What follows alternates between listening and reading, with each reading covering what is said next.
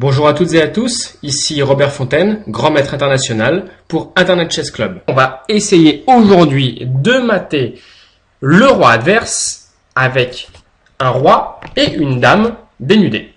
Alors, comment mater dans cette position? Nous avons la dame blanche en B3. Il faut toujours avoir à l'esprit qu'une dame, en quelque sorte, forme une sorte de carré virtuel. Qu'est-ce qu'un carré virtuel? On voit ici que tout ce qui est coupé entre la troisième rangée et la colonne B, le roi noir ne pourra pas dépasser ce carré. Il ne pourra donc aller sur aucune de ces cases qui sont ici en jaune et bien sûr y compris la première rangée. Donc impossibilité pour les noirs de dépasser ce carré. Alors on va apprendre une technique toute simple et c'est ce que je vous préconise en partie. Il faut réduire petit à petit le mouvement du roi noir. Donc ici, pour limiter le mouvement du roi noir, il faut aller au plus proche du roi. Ça ne sert à rien de faire échec au roi lorsqu'on a roi et dame contre roi. On va plutôt mettre la dame sur la 7e rangée. Pourquoi?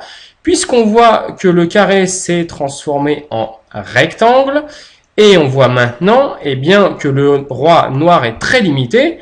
Et en quelque sorte, ici, il n'y a que deux coups.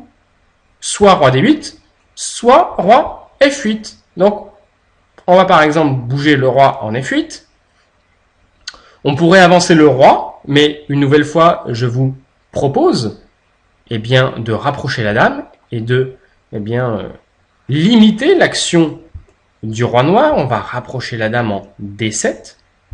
Et on voit maintenant que les possibilités sont infimes et il n'y a plus qu'une seule case pour le roi noir, c'est de venir en G8. Et je vous propose encore une fois de réduire ce rectangle en jouant dame E7 pour forcer roi H8. Attention ici à ne pas venir sur la case F7, puisqu'aux échecs, vous avez peut-être vu les règles lors de la première vidéo. Aux échecs, vous savez qu'il y a le mat, mais il y a également le pat. Alors qu'est-ce que le pat? Si les noirs jouent dame F7, essayez de visualiser à l'aveugle cette possibilité, on s'aperçoit que la dame en F7 contrôlerait simplement toutes les cases autour du roi.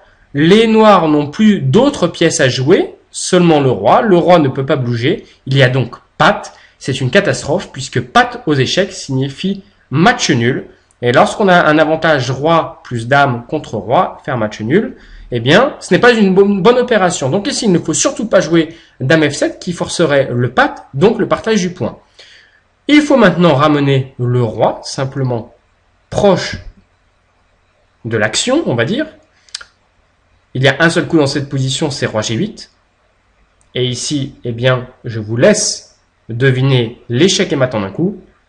Certains l'auront vu, c'est simplement dame G7, échec et mat, puisque le roi ne peut plus aller sur aucune des cases, la dame contrôlant toute cette case.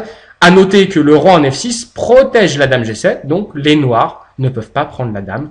C'est donc échec et mat. On va regarder un autre exemple où les rois sont peut-être dans une position un peu plus centrale. On va mettre par exemple la dame en B8. Donc si on a bien compris la méthode, il faut réduire au maximum l'action du roi adverse et il faut en quelque sorte qu'il y ait toujours une sorte d'opposition entre les rois. Puisqu'avec une sorte d'opposition, on réduit singulièrement l'action du roi adverse. Et ici, on s'aperçoit que l'exemple est plutôt bien choisi, puisque le roi en E4 est en opposition, ce qu'on appelle avec le roi en E6. Il y a une seule case qui les sépare. Et donc, on va essayer de repousser le roi vers le fond de l'échiquier. Comment repousser le roi? Ici, on va jouer dame B6, échec au roi. Donc, dans cette position qui est parfaite pour les blancs, on cumule l'action de la dame sur la 6e rangée, mais également le roi qui contrôle les 3 cases. Voilà pourquoi il faut avoir le roi en opposition pour donc repousser le roi noir sur une des 3 cases F7, E7